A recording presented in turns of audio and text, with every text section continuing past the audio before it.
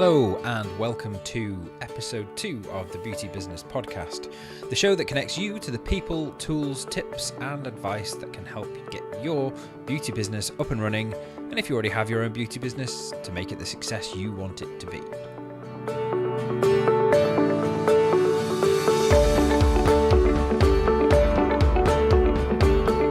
Too many passionate, independent health and beauty businesses fail. It's a fact. Many of them never even have a chance of success. But just why is this?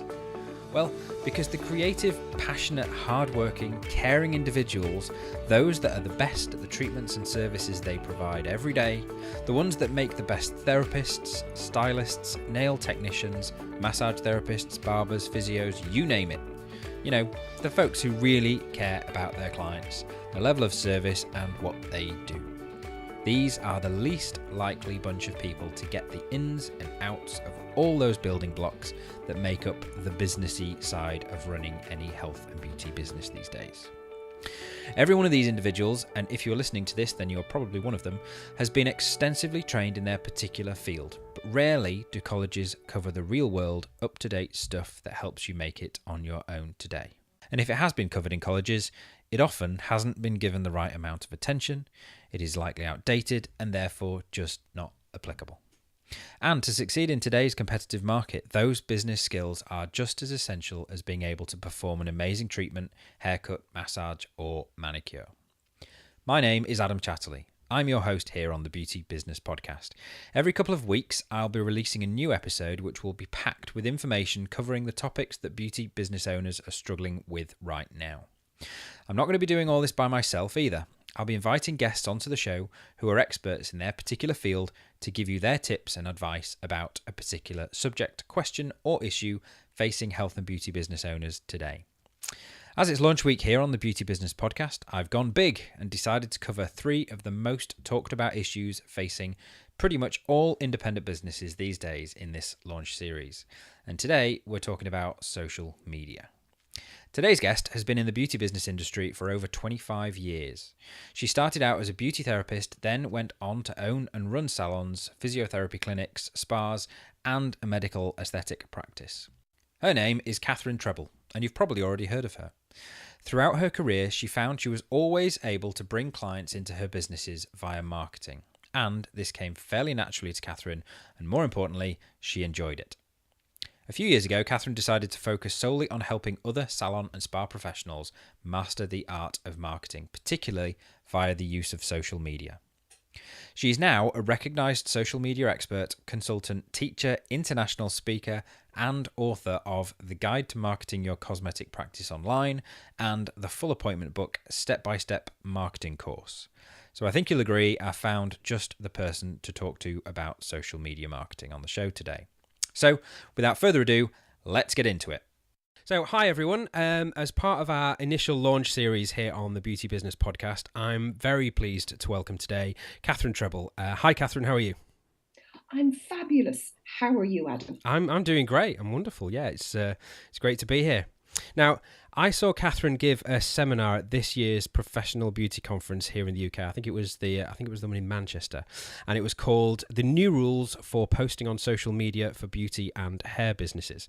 And I have to say, it was one of the most packed seminars on the program. I think all the seats were filled, people were standing around the edges of the room, and I thought clearly this is a subject that salon and beauty business owners really want to know more about. So when I was putting together plans for the launch of the podcast, I immediately thought of Catherine. So I'm really pleased you're able to be here today.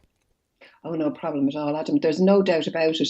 There's a lot of interest in social media because, after all, marketing is just so all over the place. Stuff that used to work before, leaflet drops, all that sort of thing, just isn't working so well. And if people are on Facebook or Twitter, well, you know what?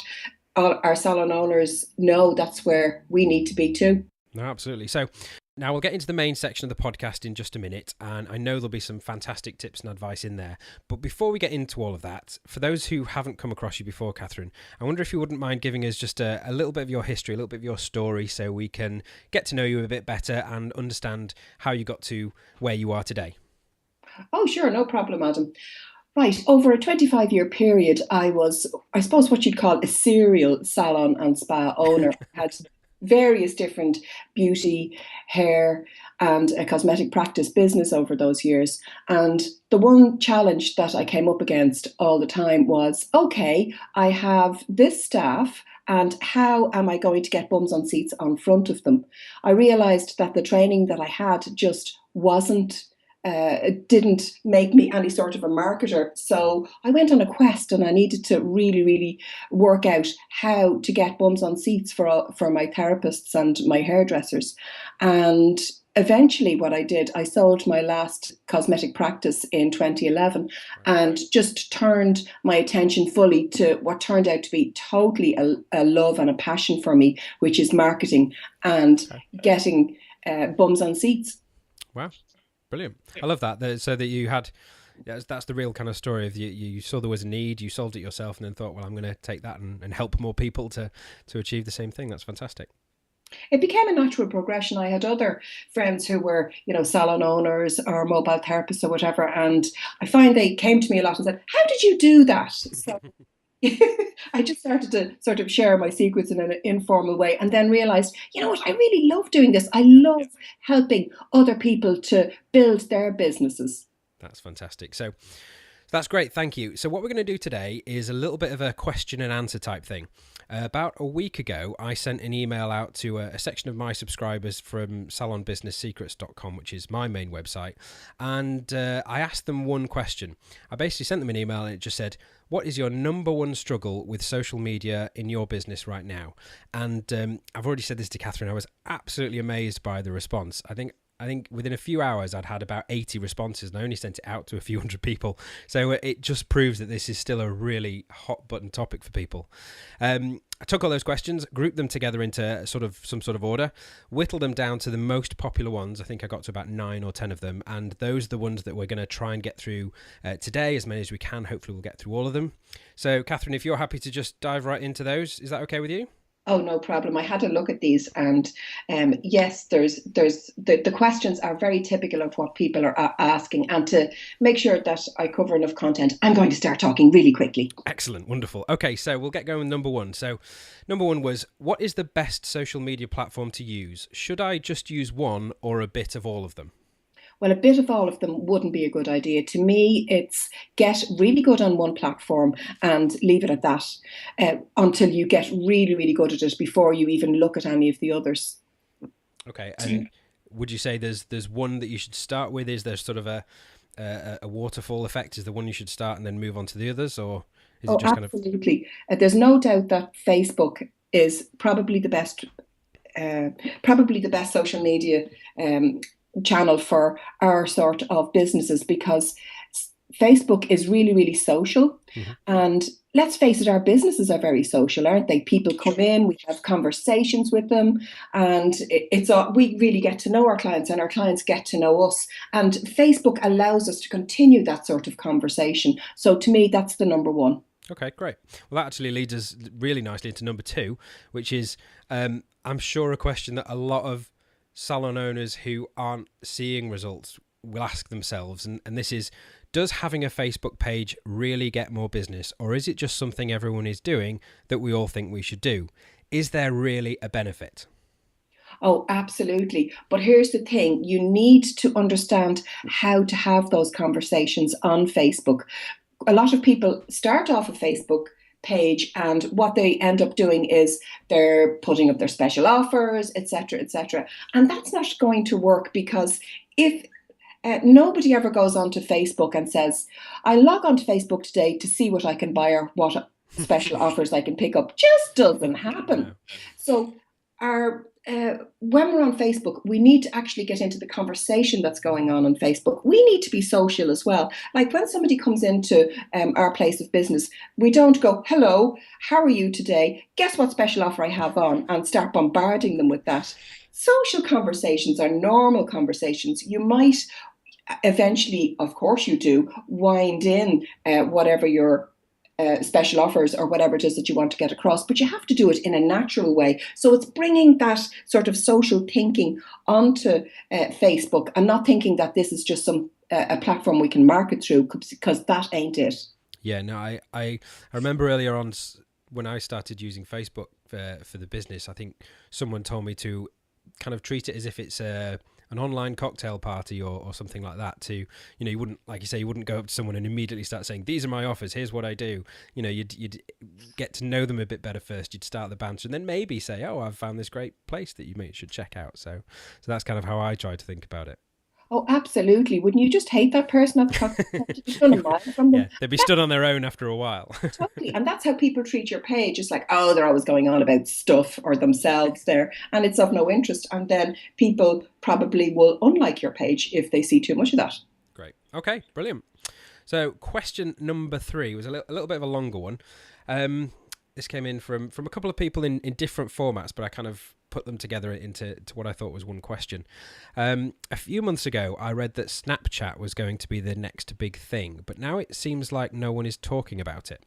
Now there seems to be a lot of people talking about Periscope, but is this just going to disappear too? Is it best just to stick with Facebook, as it seems to be here to stay, or is there any value in looking at other options? Well, I'll tell you what, Adam, that's sort of similar to one of the other questions. To me, if you've aced Facebook, you're bringing plenty of clients into your salon or spa from Facebook, you know what you're doing, then it's time to maybe have a look at other options.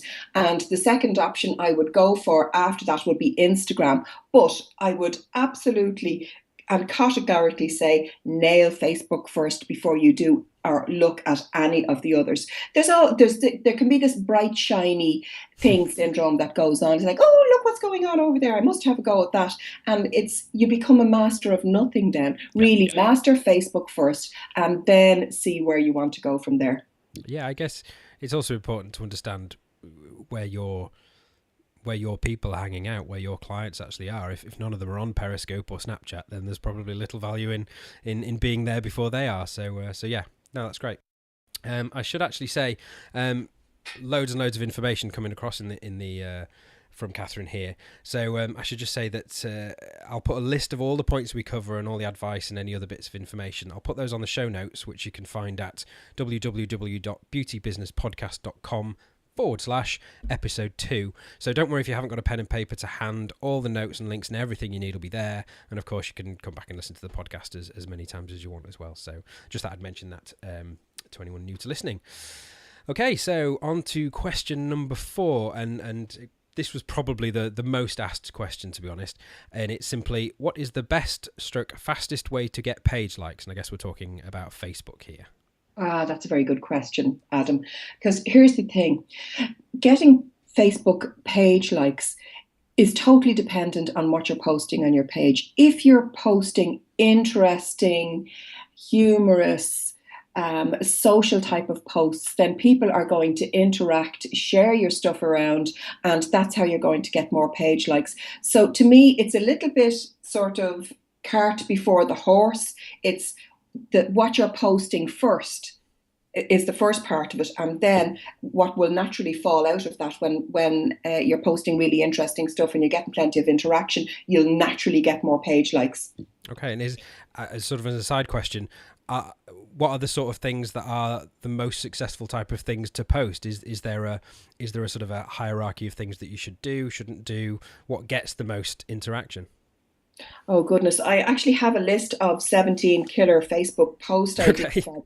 And if I started going through them now, we are going to run out of space and you are not going to get to the rest of the questions on your podcast. I tell you what, if you do want to, if this is of interest to your listeners, we should definitely cover those separately, because I would love to go into those in detail, and they deserve to be gone into in detail, because that's the real meat and potatoes for Facebook. It's making killer Facebook posts, because everything flows from that. The amount of page likes you get after that, the amount of interaction, building a real strong community on Facebook that you can translate into clients that actually walk into your salon. And that's the secret. It's killer Facebook post ideas. Okay, that sounds like an absolutely brilliant idea. I mean, probably something like that. Would you suggest I mean, we could always do it as another podcast episode, but maybe we could look at doing something like a webinar or something. Yeah, if you wanted to do a webinar, Adam, that would probably be the best way because I can actually show examples of the different types of posts, and that totally will bring it alive for people who are looking and listening at it.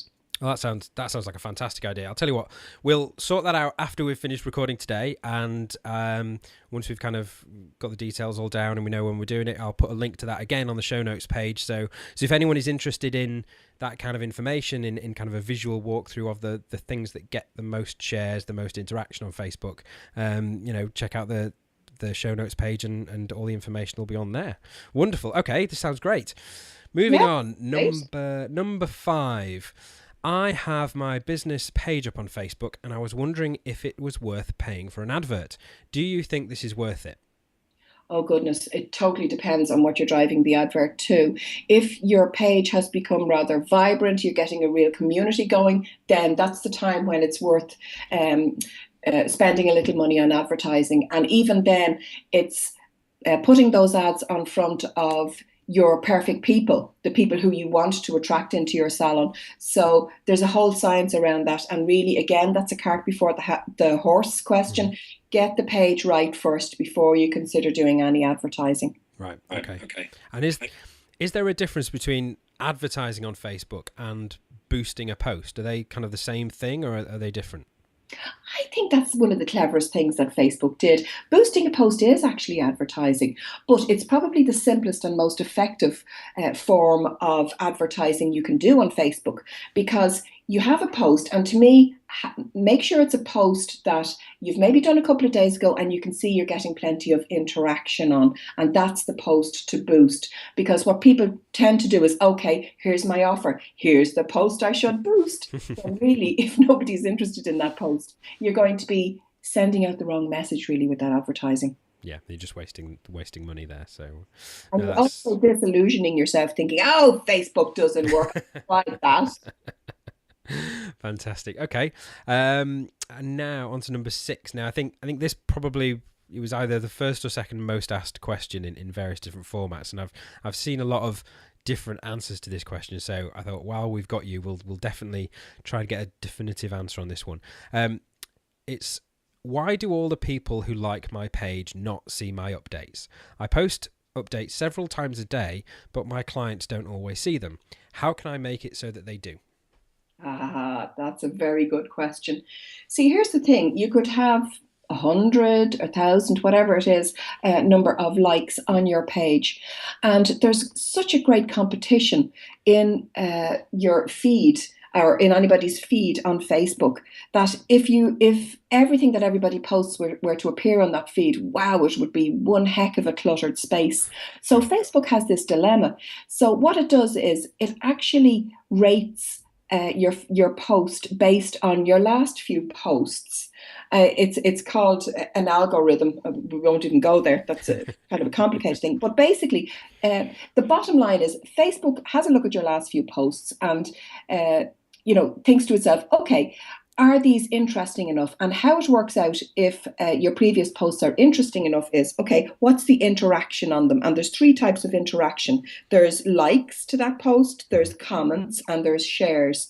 And if your posts aren't getting too many likes, comments, or shares, Facebook rates your posts as boring and then decides not to show too many of your posts to other people, even though they're the ones who've liked your page. So that's why it's so important to get your posting right and to make sure that you're getting interaction on your posts. For example, if you were to basically, this time of the year coming up to Christmas, if you're announcing that you've got an event whereby you've an open evening and you're inviting people in, instead of just putting the details for that, ask a question. Say, who'll be coming along on the 17th? Mince pies, blah, blah, whatever. Phrase it as a question, because a question will always beg interactivity from people rather than making a statement. So So it's those little tips and hacks that'll make the difference to getting people to interact. You always have to have that in mind as well. Will this post get interaction for me? Can I phrase it better so that people are more likely to comment and share and like it? Because that's really the importance of that. Is if you don't get that right, Facebook won't show most of your posts to your fans. I see. So it's basically Facebook rewarding you for putting good stuff out there that gets shared, that then gets it shared more. So it's that whole kind of a hamster wheel of getting on there, getting the things right in the first place, and then it'll just kind of get bigger from there. Wonderful. Absolutely, yeah. Okay. Question number 8. We are ploughing through these. Sorry, number 7. So question number 7. Quick one. Should I put my salon prices on Facebook? If so, what is the best way to do this? Well, that's an interesting one. Okay. I wouldn't actually do that out of the gate, but what I'm always looking for is what I call lead generators, ways to actually get people either over to my website, where I would normally have a download page for my price list. And where I'm going with this is, Facebook is an expensive place if you want to advertise or anything like that. But if you can manage to get people's email addresses, then you can actually market to them pretty much for free. So what I would be inclined to do is put a link to, and again, sorry, I don't have the time to actually show people how to do this. But if you put a link on your Facebook page for people who want your price list, and it leads over to your website where people need to put in their email to get access to your price list. Well, you've done something rather clever there. You've actually given them what they're looking for, but you've received something in return, an email address that you can follow up with maybe your newsletters or your offers on email to them. That is a fantastic tip right there. That's very clever. I think that not only answers the question, but that gives people an amazing way to gather those email addresses that you can then, like you say, keep in direct contact, which is a big thing that we talk about here on the show and on the website. So that's fantastic. Great advice. Now on to question number 8. This is a good one. This is one I'm always curious about. What times of the day are best to post on Facebook for most effect? The times of the day that people are mainly online, and it's grouped into 4 main times of the day. People, if you ever travel by tube or bus or anything like that, you probably notice on the way into work they have their phones out and they're scrolling through their Facebook or whatever. People tend to check their Facebook in the morning before work. So to me, that time slot is 7 to say 8:30.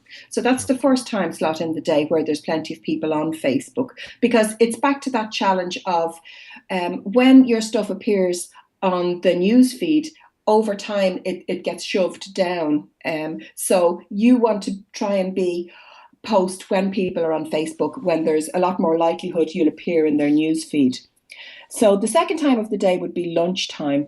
And the reason for that is there's an awful lot of businesses that actually block access on their own intranets to the likes of Facebook and Twitter, to the social media channels, because they don't want people to be spending time on those when they should actually be working. So quite often people at lunchtime will check Facebook on their own phone.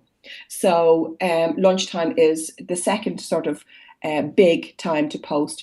Then there's on the way home from work. So that could be sort of 5 o'clock to 6 o'clock slot. Mm-hmm. And then quite often what we'll do is we'll do something, I know I do it and most people I know do it as well, called double screening. We're watching the TV, 9 o'clock or something, and we have our phone open, we're browsing through Facebook at the same time as well. So that's the 4th slot in the day. That's great. I didn't know there was actually a name for that, double screening. I like that. Oh, fantastic. Yeah. And is there a tool or anything that you can use to actually find out when most of your audience is using Facebook, or is it just best to stick with those times that you suggest?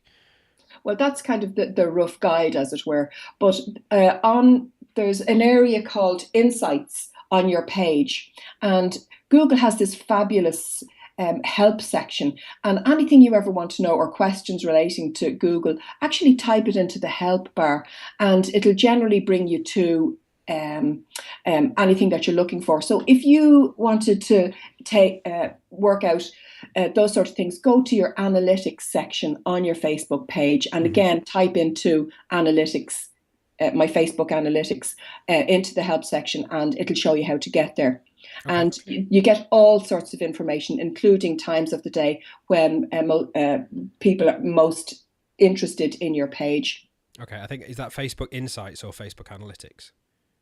Did I say analytics? I'm so sorry. I meant insights. It used to be called analytics. Oh, that's all right. Because okay, it's very confusing these days with Google Analytics and Facebook Insights. So it's Facebook Insights if you're on your Facebook page, and if you also have a website, you might also have Google Analytics, which would be a similar thing to, I guess, kind of tell you when people are looking at your website and things like that. Oh, it's a good job you have my back there, Adam. It's no problem. Keep me straight. Okay. Actually, crikey, we're on the last question, but it's a good one. It's number 9, and it's: how much time should I be spending on social media each day? It seems like to make any sort of impact, I need to be posting or updating all the time. Even though I'm not fully booked all the time, I just don't have time to do this. Yeah, that's a good one, because people kind of think, oh my goodness, how can I go on Facebook? It's such a time suck. Well, here's the thing. You can get really, really good at this. And this is what I do. On 2:00 on a Friday afternoon, I have an hour and a half booked out for myself, whereby I'm writing different posts. I have collected stuff during the week. And what I'm doing is I'm using the Facebook scheduler. And I'm actually, for the following week, putting several posts out there. Now, what I wouldn't like people to think that they can do is, oh, that's all they have to do, just go in once a week. Now, what I also do is I go in a couple of times a day and I interact with the posts that people have commented on and liked and shared and all that sort of thing. I make sure that I'm interacting, but I do a lot of that ahead of time. Now, it does take quite a while to get there. And are there times when I go into Facebook and I say, oh, goodness, look at that fabulous cat video, and I start watching that sort of thing? Yes, I do. Oh, we're all guilty of that. I know. But it's just a matter of putting all of that together where you can actually put it into a formula. And that takes time and to develop. What I can do is, when we're going over the 17 killer Facebook post ideas, I can actually cover a bit of that, how to actually put it into more of a routine, if people would be interested in that too. I think definitely. So let's put that on the list as well. Yeah. Wonderful. Okay, so that's actually all of the main questions that we've gone through, and I think what we've done, we're doing pretty good for time. So I think that brings us to a great point to wrap up this part of the podcast. I think there's definitely a lot of advice, a lot of information for everyone to take away, and I know there's a couple of things there that I'll certainly be going away and just checking over my own social media plan. So thank you very, very much for your advice and insights today. I really appreciate that. Wonderful, no problem at all. Now, at this point in the show, I thought what I'd do is I would ask every guest that comes on 3 questions in the hope that it will give listeners a bit of an insight into their business past and show that even for some of the most successful people in the industry, things don't always go smoothly. They don't always turn out exactly how we planned in the first place. Now, I don't want you to think too hard about them. Just whatever kind of comes into your head first is always usually the most interesting answer. So if you're happy to just go ahead with that, can we go for it? Bring it on. Okay. So question number 1. What is one thing you wish you had known when you started out in the industry? Okay. When I started out as a beauty therapist, I had all the skills that I needed. But once I moved to owning and running my own business, I had no clue. If I had had more of a marketing and a business education, I probably would have moved forward much faster. So that, to me, I kind of took the scenic route because I didn't have that knowledge. Okay. What was that sort of time difference between you being a beauty therapist and owning your first salon or business? I was a beauty therapist for 4 years, and then I actually bought the salon that I was working in. Okay. and that all of a sudden you're on a completely different seat on the bus. Yeah. You're not one of the gang down the back having a laugh. You're actually the one driving the bus, and that's a totally scary thing to do. And I Brilliant. had no knowledge. I had to basically fumble my way along. So, in hindsight, doing some sort of marketing and business education at that stage would have been much more beneficial rather than spending the next few years fumbling around doing it the long way. Gotcha. Okay, so I've realised the question number 2 is actually very similar to question number 1, since I've been asking these. But other than extra business information at the start, is there anything else that you would have done differently in your career? Oh goodness. You know what? I'm not sure I would have, besides having that education, I'm not sure I would have done anything differently because I totally enjoyed the journey. Great. Wonderful. No, that's as legitimate an answer as anything else. That's fantastic. Thank you. And again, slightly on the same lines, but a slightly different way of looking at it. What would you say has been the single most significant event, big or small, that has led you to where you are today? Probably the same thing. Becoming a business owner and getting the fright of my life, not realizing that I had no clue what I was doing. Wonderful. Wonderful. And obviously getting into all the marketing side of things, which is fantastic. Yeah, absolutely. It led me to where I am today, and I absolutely love it. You go into this sort of business because you're a giver and you have a passion for, helping your clients, and then it gets to a whole new level when you're actually running the business because it's like you're not just helping your clients. You have, if you have different team members and that on your staff, you're responsible for their income and responsible for them. So it brings it to a whole new level. Yeah. Of course it does. Wonderful. Thank you very much for that. Appreciate it. Now we're actually recording this episode for those people listening on a fairly grey December day. Certainly is here. I'm not sure about where you are, Catherine. It won't actually be available until January when we launch. So I thought I'd just check with you, Catherine. What have you got coming up in 2016 business wise? Is there anything you'd like to let us know about? I'll be launching my online course for aesthetic salon and spa professionals, and it's actually a 30-day challenge to Facebook mastery. It has a start date, it has an end date, and over those 30 days, people can sign up and get to learn the craft of Facebook, because it's probably, as you've gathered from the questions you've been asking here, there is an art and a science to getting Facebook right and having it that you can have it, that it's this great place where you can literally suck people from Facebook and have them coming into your salon as clients. And that's what the 30-day challenge is going to be all about.